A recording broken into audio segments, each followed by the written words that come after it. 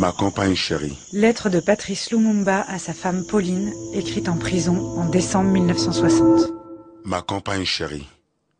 Je t'écris ces mots sans savoir s'ils te parviendront, quand ils te parviendront, et si je serai en vie lorsque tu les liras.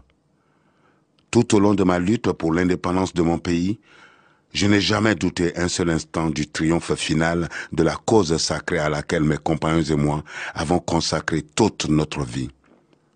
Mais ce que nous voulions pour notre pays, son droit à une vie honorable, à une dignité sans tache, à une indépendance sans restriction, le colonialisme belge et ses alliés occidentaux qui ont trouvé des soutiens directs et indirects, délibérés et non délibérés parmi certains hauts fonctionnaires des Nations Unies, cet organisme en qui nous avons placé toute notre confiance lorsque nous avons fait appel à son assistance, ne l'ont jamais voulu. Ils ont corrompu certains de nos compatriotes.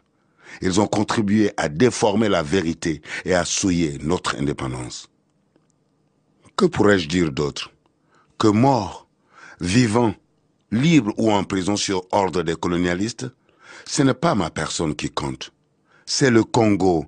C'est notre pauvre peuple dont on a transformé l'indépendance en une cage d'où l'on nous regarde du dehors, tantôt avec cette compassion bénévole, tantôt avec joie et plaisir.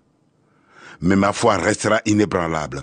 Je sais et je sens au fond de moi-même que tôt ou tard, mon peuple se débarrassera de tous ses ennemis intérieurs et extérieurs, qu'il se lèvera comme un seul homme pour dire non au capitalisme dégradant et honteux et pour reprendre sa dignité sous un soleil pur.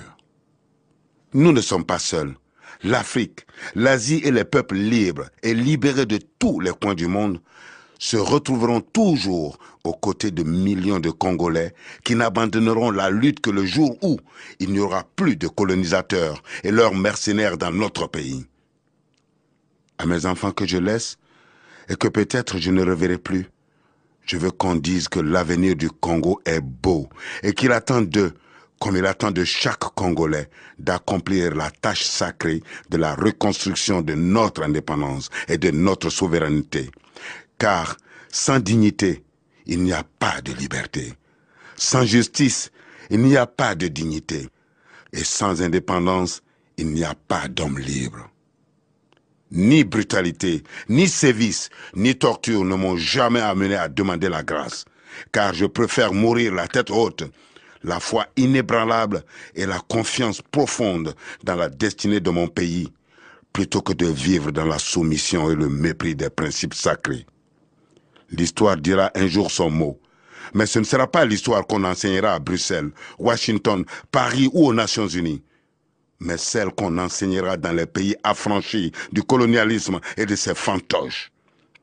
L'Afrique écrira sa propre histoire, et elle sera au nord et au sud du Sahara une histoire de gloire et de dignité.